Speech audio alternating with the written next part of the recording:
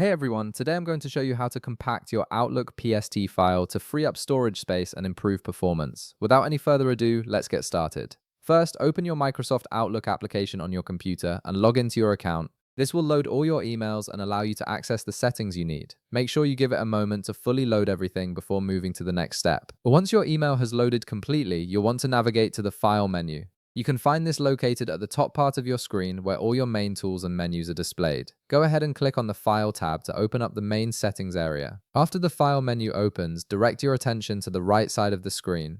Here you'll see several account options listed. Look for the Account Settings option and click on it. When you do this, a drop-down menu will appear with additional choices. From this list, click on Account Settings again.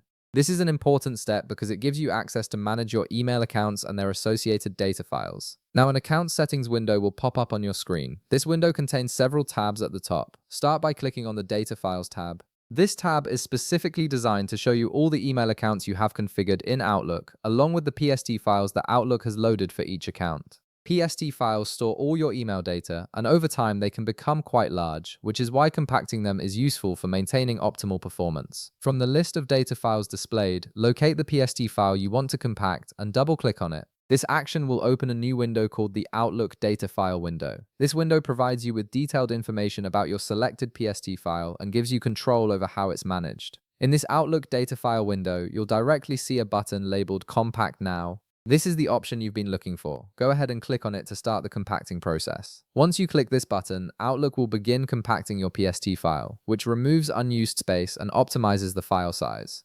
Depending on how large your PST file is, this process might take a few moments, so be patient and let Outlook complete the task. And that's it. You've successfully compacted your Outlook PST file, which should help improve your Outlook's performance and free up valuable storage space on your computer. If this video helped you out, be sure to leave a like, subscribe, and I'll see you in the next one.